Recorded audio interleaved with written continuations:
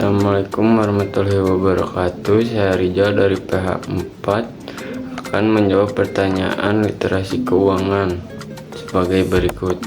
Secara singkatnya, literasi keuangan mempelajari tentang cara mengelola dan mengembangkan uang melalui tabungan dan deposito, strategi mencari uang dan perencanaan keuangan, mengenali layanan perbankan digital dan risiko investasi bodong, praktek perencanaan investasi obligasi dan reksadana, mengelola dan mengembangkan uang melalui berbagai jenis investasi, pentingnya waspada terhadap investasi bodong dan peluang bisnis asuransi. Pembelajaran literasi keuangan menekankan pentingnya literasi keuangan dalam mengelola uang, investasi, dan proteksi melalui asuransi untuk mencapai keamanan finansial dan kesejahteraan.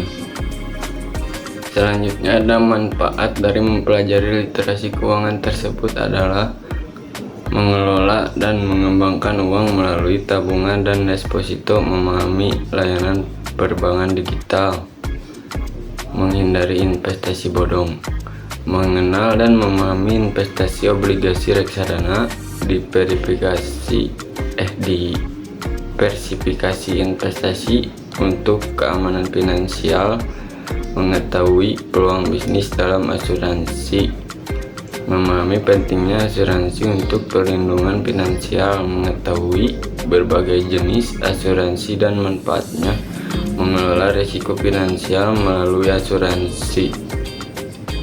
Keseluruhan manfaat ini membantu setiap orang dalam pengelolaan keuangan yang bijak, perencanaan keuangan jangka panjang, dan perlindungan terhadap risiko finansial.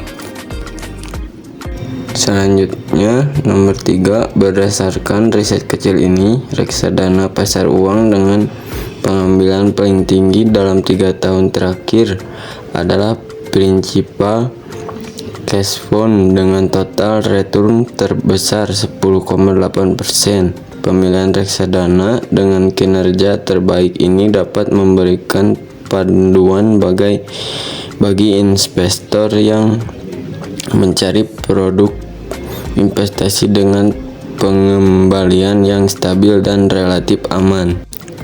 Lalu ada contoh reksadana pendapatan tetap. Berdasarkan riset kecil ini, reksadana pendapatan tetap dengan pengembalian paling tinggi dalam 3 tahun terakhir adalah Mandiri Obligasi Optima dengan total return sebesar 24,21%, yang berarti pengembalian lebih tinggi dan relatif stabil. Secara umum, jenis asuransi jiwa itu ada 2, yaitu asuransi jiwa berjangka atau term life insurance dan asuransi jiwa seumur hidup atau whole life insurance. Asuransi jiwa berjangka memberikan perlindungan untuk jangka waktu tertentu dengan premi tetap mulai dari 5, 12, 15, dan 20 tahun. Jadi, selama jangka waktu tersebut, sang pencari nafkah akan terlindungi. Dan ini saya akan mengambil contoh dari asuransi Manulife yang manfaat utamanya ada jaminan perlindungan seumur hidup hingga tanggung berusia 99 tahun, jaminan nilai tunai yang tidak dipengaruhi oleh fluktuasi pasar, jaminan besaran premi dasar tetap selama masa pembayaran premi dengan pilihan masa pembayaran bervariasi antara 5, 10, sampai 20 tahun. Tambahan manfaat meninggal akibat kecelakaan sesuai dengan pilihan yang dipilih, jaminan besaran premi dasar yang tetap selama masa pembayaran premi. Rencana keuangan saat ini sebagai mahasiswa Jika pendapatan uang saku di beasiswa sebesar 1.500.000 per bulan, saya akan menyisihkan 20% pendapatan untuk tabungan darurat dan memulai berinvestasi di reksadana dan pasar uang untuk mendapatkan return yang lebih tinggi dibandingkan tabungan biasa. Setelah lulus dan mulai bekerja, saya akan membagi untuk biaya hidup, tabungan, dan investasi, asuransi, dan lainnya. Strateginya, untuk tabungan darurat saya akan menyisihkan 20% dari pendapatan, lalu membeli asuransi kesehatan dan jiwa untuk proteksi diri, dan investasi dengan melalui masukkan dana pada reksadana pendapatan tetap dan saham.